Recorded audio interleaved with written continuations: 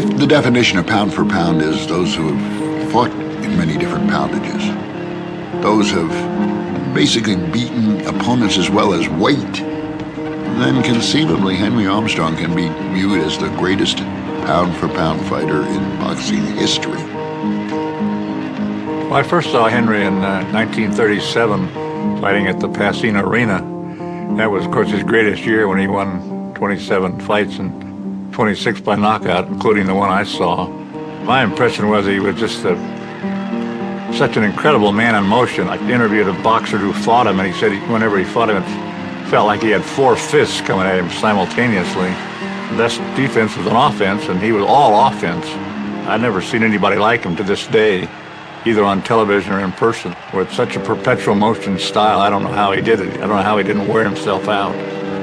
He'd bury his head in an opponent's chest and just pound away, and there was no letting up, you know. He was relentless. Never stopped punching. He was great. Henry Armstrong was at best at the beginning of his career a pedestrian fighter and finally gets to Hollywood. And through several fights with a fighter named Baby Arizmendi, becomes a crowd favorite. Well, the Hollywood Legion was one of the really great places of the Depression.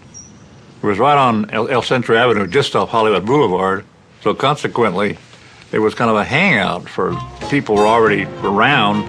And every Friday night, they'd go to the Legion. Mae West was there, and Ruby Keeler, and Al Jolson, and Maxie Rosenblum. And Walter Winchell used to come by. Of course, women in Hollywood liked to go there and be seen so that Walter could mention them in his famous column. And 2 of the people who were there, their names were Al Jolson and George Raft. And they loved boxing, and they took a liking to this new phenom up there named Henry Armstrong, and backed Eddie Meade to buy out his contract from his previous manager and let's go into the boxing business. That was 1936. The dominant name in boxing at the time just happens to be Joe Louis in the heavyweight division, the glamour division. So they came up with one of those Hollywood type of ideas. We're going to win 3 championships at once. And they set Henry Armstrong on the path. When he wins the featherweight title in 1937 over Petey Sarin, Sarin had 143 fights in his career and was knocked out once by Henry Armstrong. Henry Armstrong then goes on to the welterweight title, jumping over the lightweight title, beating Barney Ross. He's fighting 27 times and 26 times a year. I'll fight this championship, I'll fight this championship.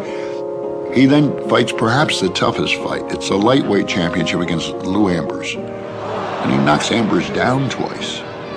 But Ambers, a tremendous fighter, comes on, and by the 10th round, he's cut Armstrong terribly. And the referee is now threatening to stop the fight because he's just bleeding. He takes out his mouthpiece so he can swallow his own blood to finish the fight and win. He's 3-time champion.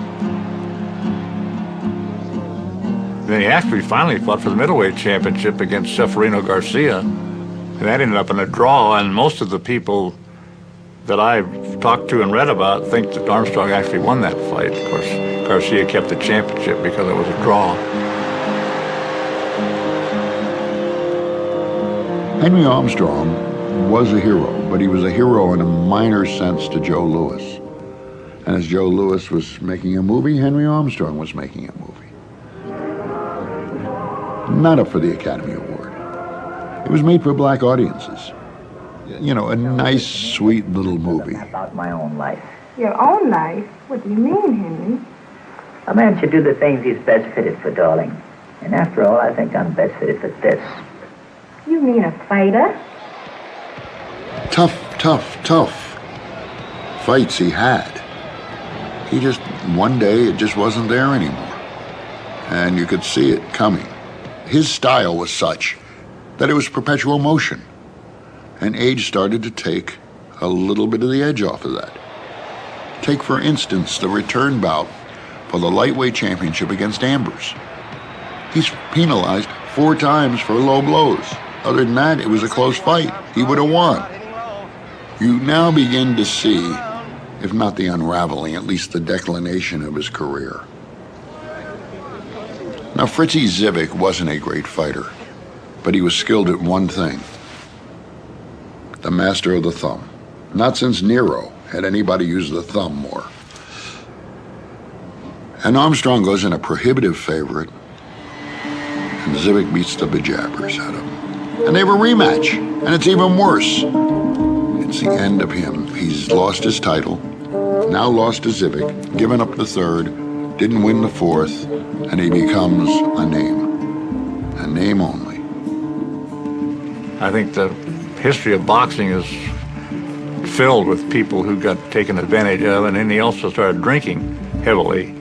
And I think that obviously contributed to his downfall. He certainly lost his reflexes, but to his great credit, after he became an alcoholic, he survived and became a very successful ordained Baptist minister.